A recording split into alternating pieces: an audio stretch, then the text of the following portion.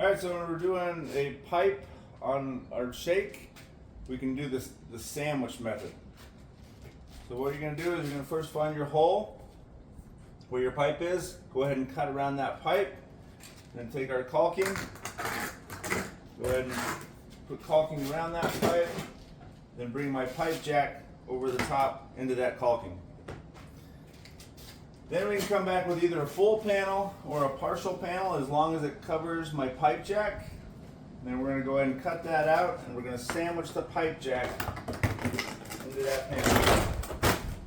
Just like so.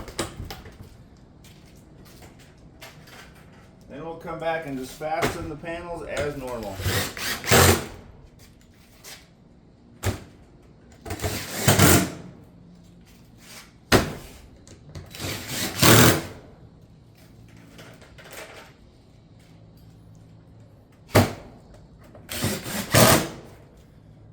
Then we'll go ahead and caulk around that pipe.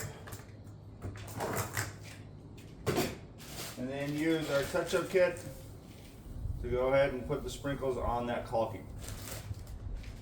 And then you can finish it off with our pipe sleeve, just like so.